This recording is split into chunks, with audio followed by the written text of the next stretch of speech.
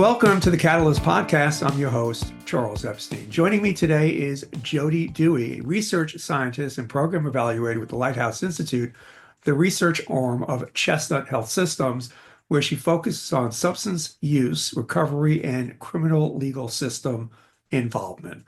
But that speaks to only a portion of Dr. Dewey's broad experience, having worked as a probation officer and full college professor, and now in her current role with Lighthouse and Chestnut, a remarkable and unusual career trajectory. So when Jodie talks about the importance of balancing research with lived experience, she knows whereof she speaks. Jodie, hey, how you doing?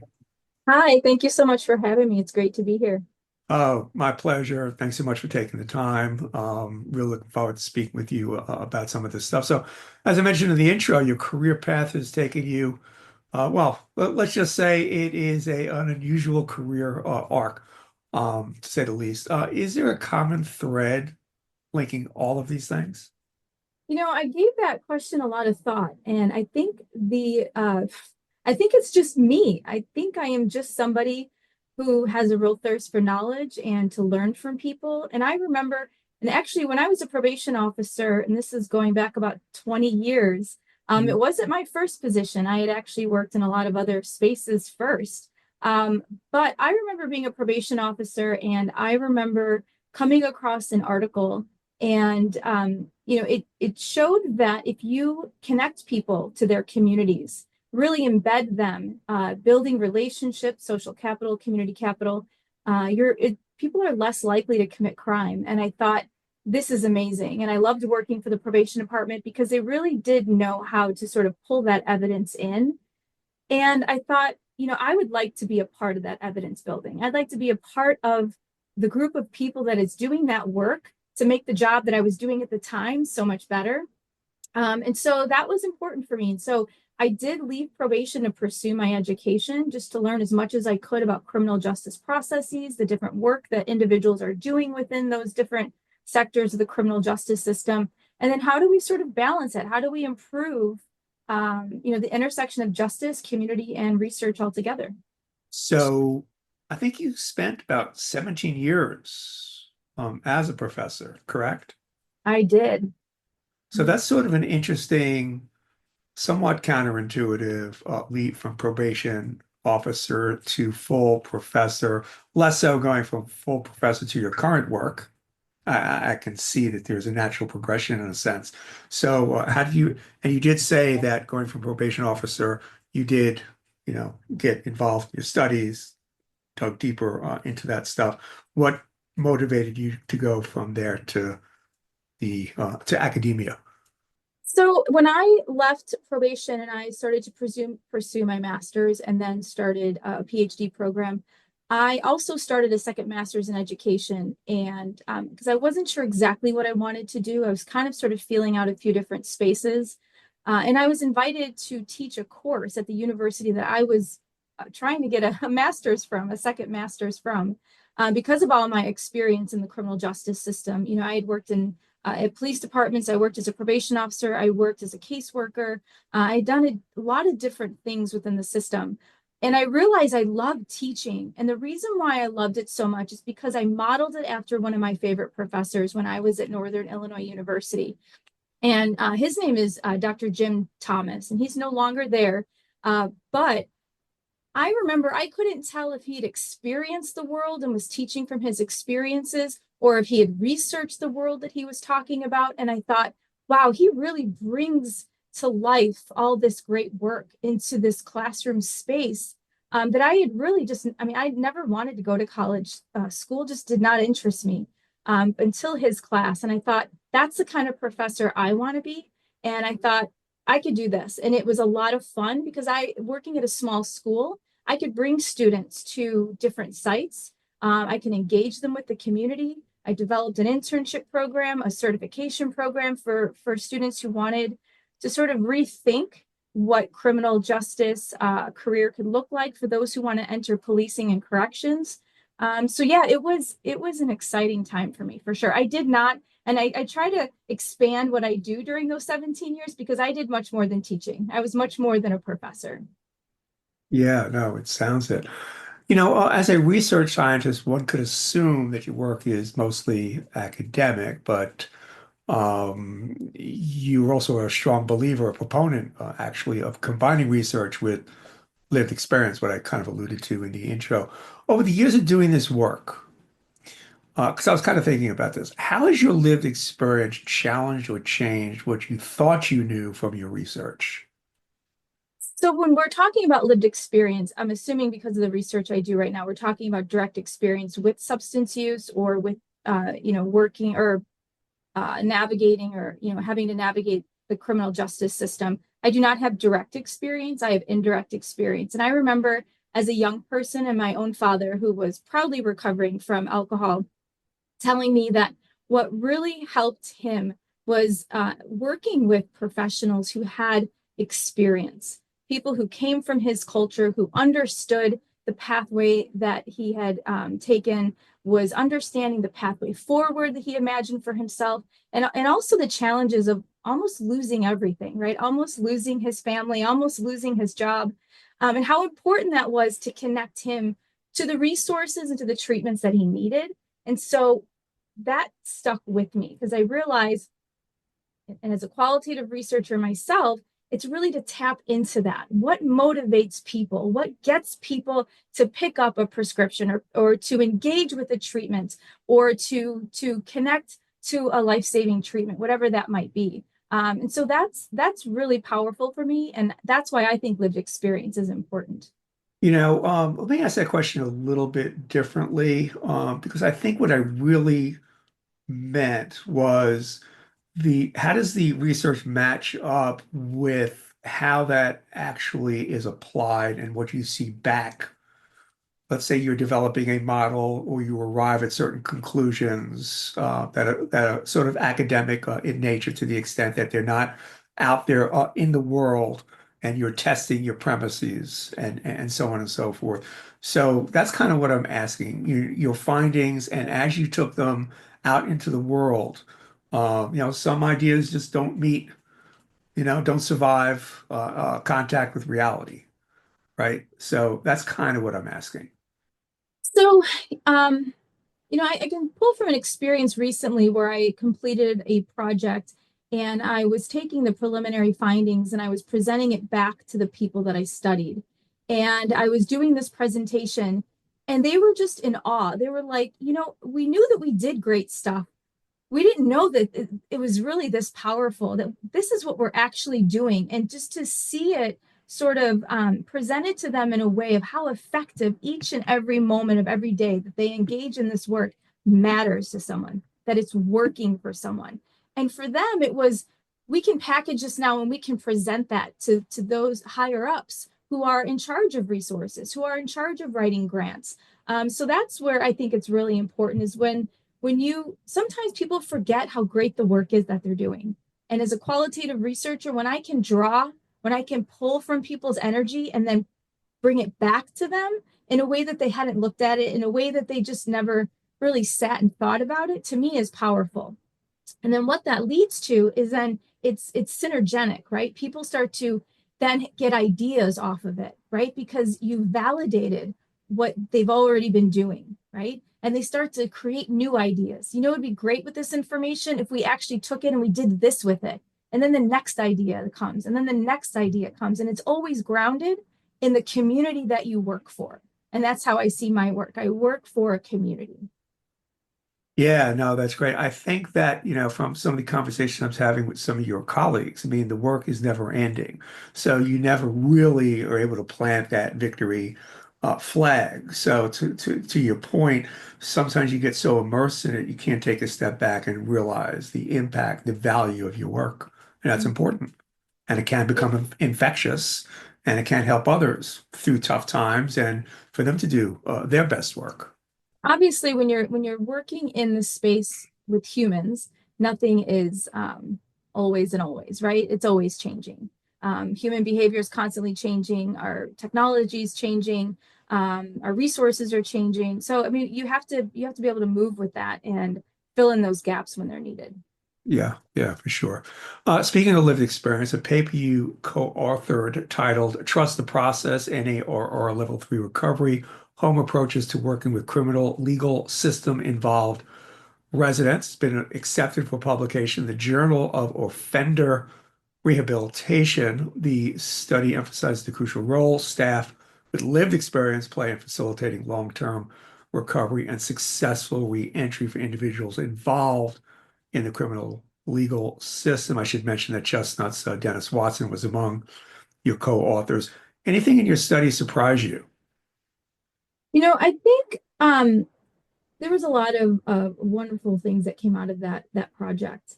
Um, and one of the things is that, when people are at that point that they make a decision, I need to do something different. I need to start this uh, recovery journey. It's a very scary space. It can be very challenging. Perhaps the supports are not there for people. And so when you get into a recovery home, you're very sort of discombobulated. You're not sure of yourself. You're not sure of if this is going to work, right? But to have staff members who are living examples of where you can be at some point because they started where you started. Again, going back to the lived experience, they might share the culture. Maybe you came from the same neighborhood. You might even practice the same religion. You might have had a similar recovery journey. You might, find some commonalities with family or experiences that you've had, or even generational experiences. It's important because sometimes the message is important, but it's really who's delivering the message that really locks people in. And so a lot of the residents that I interviewed, that was something that they recognized and appreciated right away, is that staff members used and drew upon that lived experience to connect people, to say, hey, you can do this. I know where you've been. Look where I'm at now. And so if you could just, as one person quoted, if you could just get people to stick and stay long enough, Yes. then it works, right? I think where there's still a gap is that, again, is sort of expanding out a bit about what lived experience is, because I think sometimes people sort of see it as you have it or you don't. But the reality is there's different kinds of lived experience, and some works for some people and some works for other people. But one of the things right now, especially, is that individuals who are staff members who have a lived experience of abstinence and not an experience of being prescribed medication for opioid use disorder may have a bit of a challenge in working with people who have chosen that as their path. And so we want to explore a little bit more about how that sort of plays out in these recovery home spaces to um, sort of improve the connections that we can create to make people feel more safe and comfortable in choosing evidence-based medication to work through their recovery. It's interesting, and I don't want to expand the definition of lived experience past the point of it having any meaning. But I just earlier today, I came across an interesting article based on a study about people who read fiction as opposed to any other medium. It inculcates a certain degree of empathy. So, to the extent that empathy is an important component in all this, right? I mean, it's not just lived experience, it's the empathy you derive from those lived experiences, or maybe empathy, the experiences don't have to be on the nose and match up completely, so long as you have a core of empathy. So, when you talk about lived experience, I mean, this is probably ridiculously counterintuitive, but arguably you can expand it to someone who reads novels and derives some meaning and becomes even more empathetic given that breadth of experience. It may not be lived experience, it's reading or a literary experience. That should count for something. Yeah, definitely. I think you have to have an interest in people first and foremost, right? Yeah, and I think you just have to have a broad frame of reference. It's Mhm. it's it's cultural, it's behavioral, it's all these things. And to the Mhm. extent that you can expand uh, that, because not all of us could live every single experience. I guess that's the essential appeal of any kind of art. It's projecting Mhm. into a different culture, into a different mind, into a different sensibility. Anyway, what are some of the biggest misconceptions about your work in the criminal justice system, and what are the biggest barriers to success? And they actually may be kind of related. So the biggest misconceptions, and we were kind of talking about this a little bit earlier, is that, again, in all the work that I've done over these past 20 something years, whether I've worked in academia or whatever, I've always felt that some people perceive that the work, you're on one side or the other. You're either for the police, for the criminal justice system, or you're for the clients, you're for the resident.